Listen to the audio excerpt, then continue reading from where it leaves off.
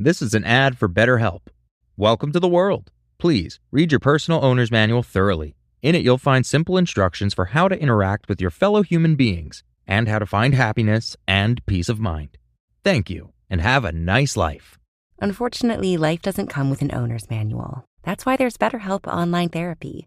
Connect with a credentialed therapist by phone, video, or online chat. Visit BetterHelp.com to learn more. That's BetterHelp.com.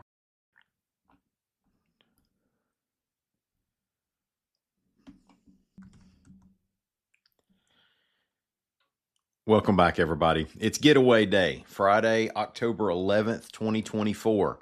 Born on this date in 1906, actress Catherine Emery of Birmingham, and in 1967, former Auburn and NFL offensive lineman Ron Selby of Birmingham. We're going to talk about an IV fluid shortage, education money, and James Spann. And we're going to take a news review quiz. I'm Mike Morgan, and we're down in Alabama.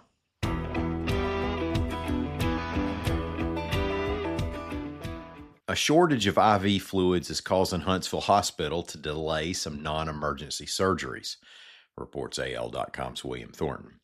And it could be a while, hospital officials say, so they're delaying but not canceling surgeries that aren't urgent and that use a lot of fluids. Think orthopedic, urology, and gynecological procedures. Now blame this on Hurricane Helene. Baxter International is a major nationwide supplier of IV fluids, and its factory in Marion, North Carolina, was damaged by flooding in Helene's wake. And that means Huntsville Hospital isn't or won't be the only hospital in the state or nation to feel this crunch. The Food and Drug Administration has authorized imports of IV products to help meet demand.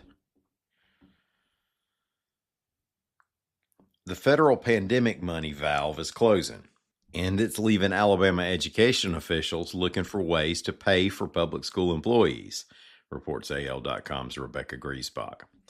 Now, with the state unlikely to replace all the temporary federal money, State Superintendent Eric Mackey said that over the next 3 years, positions will be going away and that local superintendents are planning to not necessarily replace staff members who leave. The State Department of Education is asking for $6.43 billion in fiscal year 2026. That's an 8% increase over the current budget to keep current education programs funded. Much of the growth in the budget is targeting bus services and personnel. We know things get really dumb during a presidential election year, but now people have gone and gotten under meteorologist James Spann's skin. I say people, but we know that nefarious sources are also responsible for some of the far out things people say.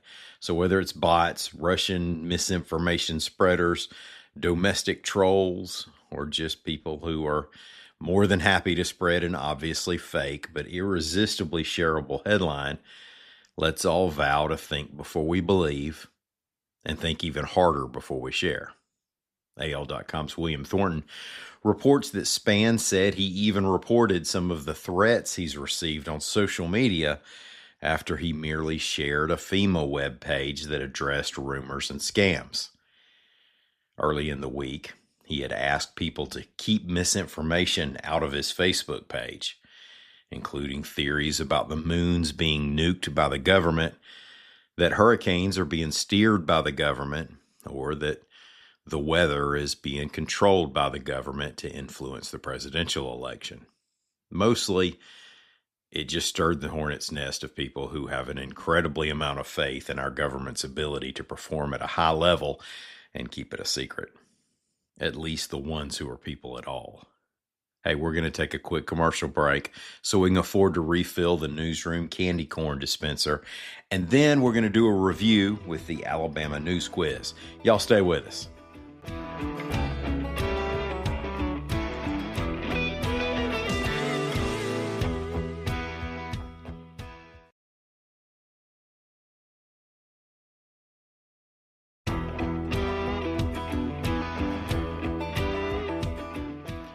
Hey, thanks for staying with us, everybody. Today's Friday. We love to do the Friday quiz on Fridays.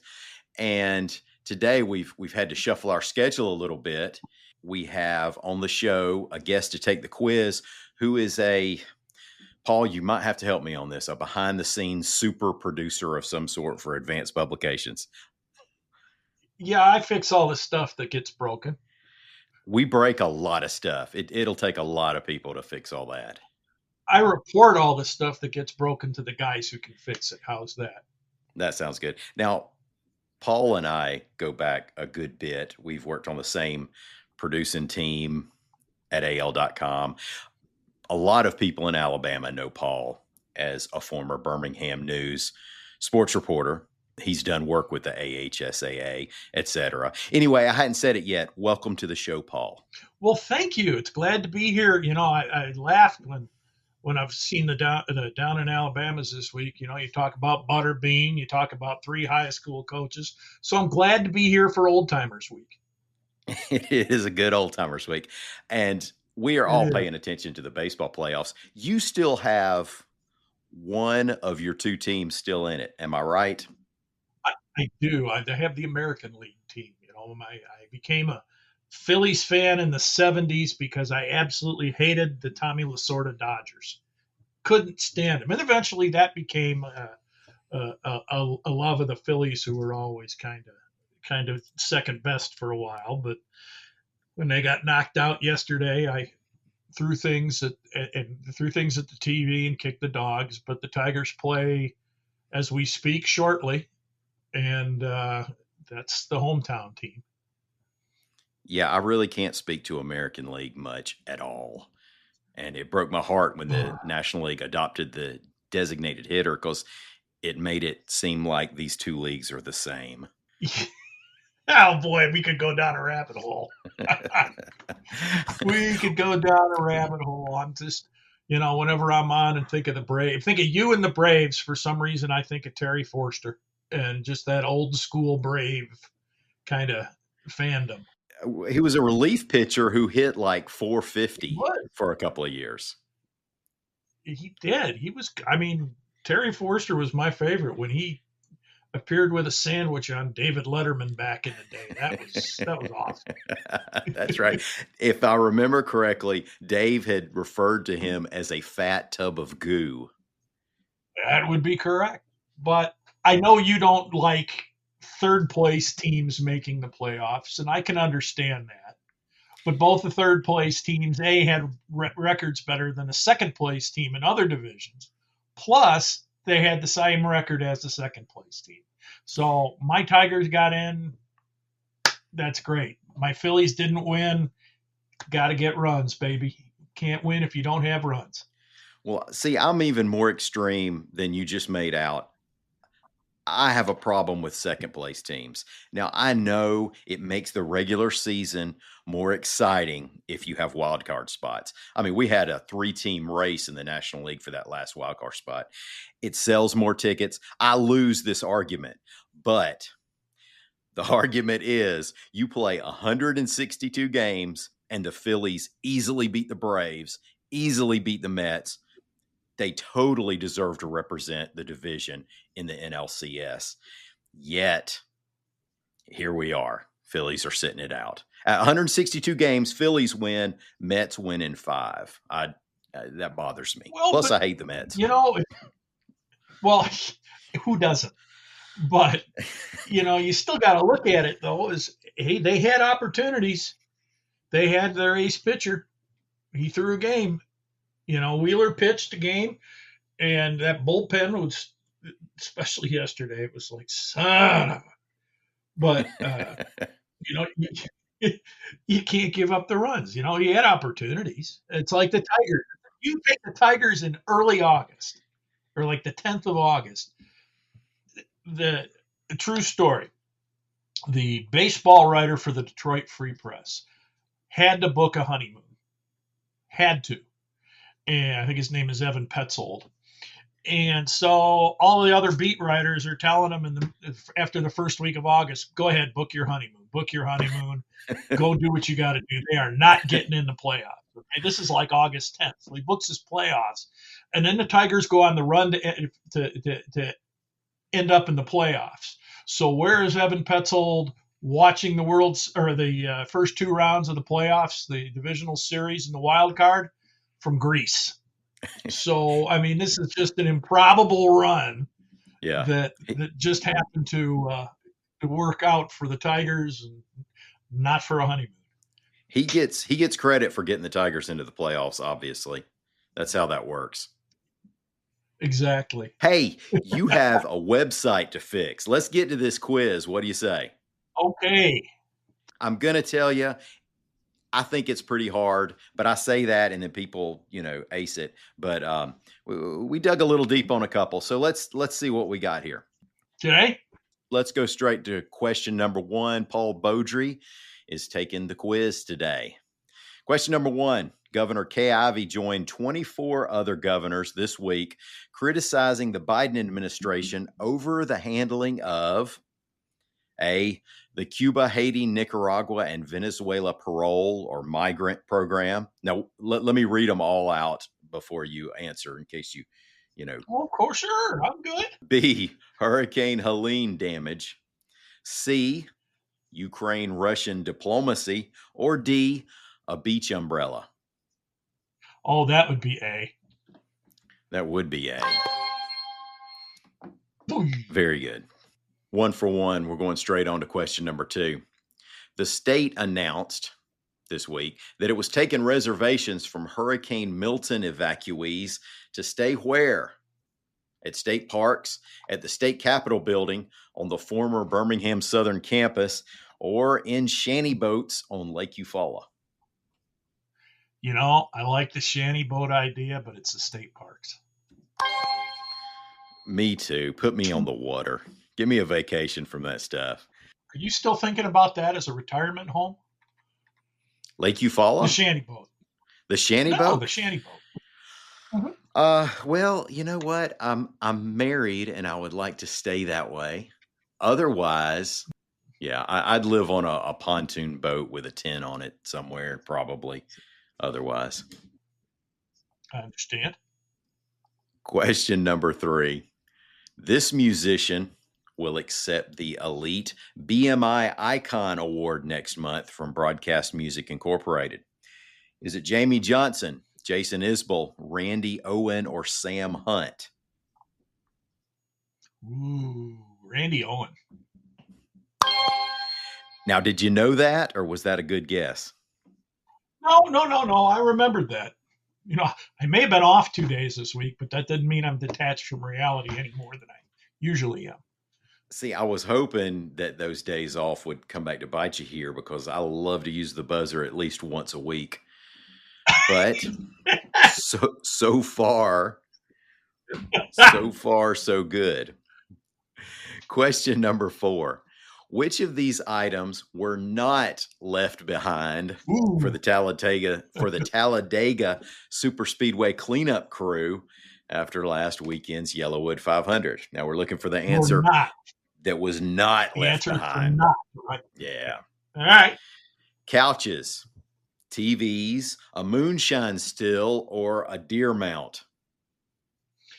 Man. I'm going to say the still. And here's why. Here's why. Because it's still made of copper, and copper you can turn in for money. You know what? You can turn the copper in and get natty light. Anyone running a moonshine still out of a NASCAR track's infield is going to know that they can get money for copper. I love it. The deer mount, I think they left it because it was just a 4-point. Now, it wasn't a bad 4-point. If he'd have had his eye guards, he'd have been a 6. But, nice. It was in bad shape. Nice. Once upon a time, I dealt with auto racing and NASCAR, so I understand what goes into coming out of the infield.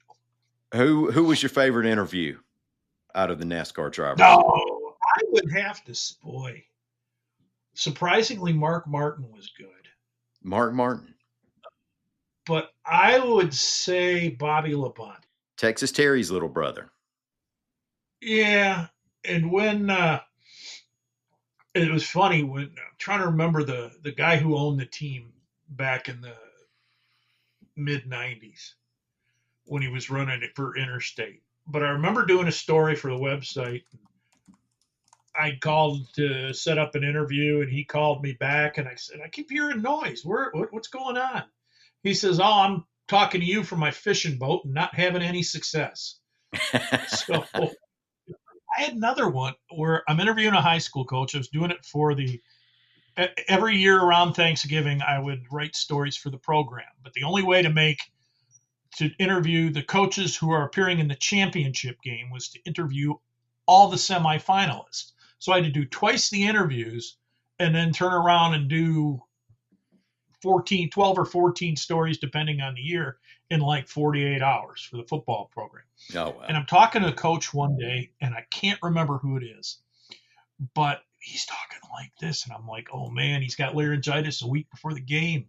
I said, "Coach, are you okay? I mean, you sound awful." He goes, "I'm in a tree stand." So I can understand that. I relate to that. Excellent. Paul, you're 4 for 4. We have one more question to give you.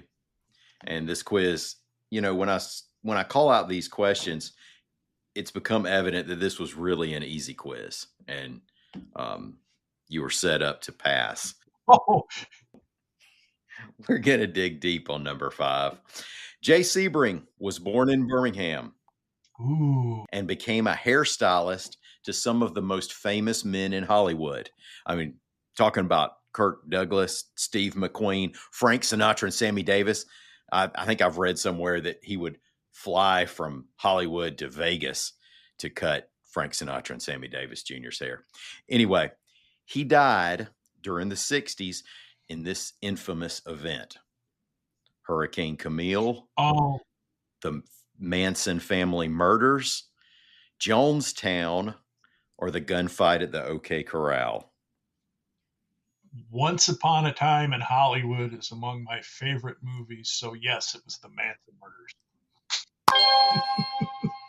I just saw that movie a month ago. That was insane. Dude, you in movies, what was the John Wayne? You haven't seen Brannigan yet, have you? Yeah, I've seen Brannigan. What was the John Wayne? What was the movie that we always used to chide you about not watching? There was a few of them. I don't know.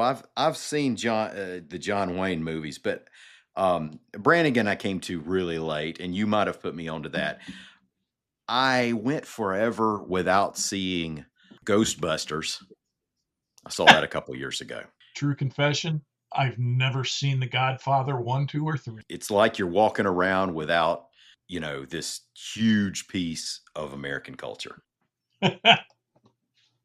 I love the gangster type movies. I really do, but just that one just never appealed to me. But let me see. It was 5 out of 5, right? You got 5 out of 5. You perfect score. Congratulations. Way to listen to the podcast. So I can tell my wife that I'm perfect. Yeah, she'll believe it. That's always a hard sell right there is what that is. Yeah, pretty much. All right. Paul, thank you so much for coming on and doing this, taking the time out of your busy day, fixing all of our stuff on the internet. No problem. Glad to dive back into it. And it's always a pleasure. We don't have these conversations anymore.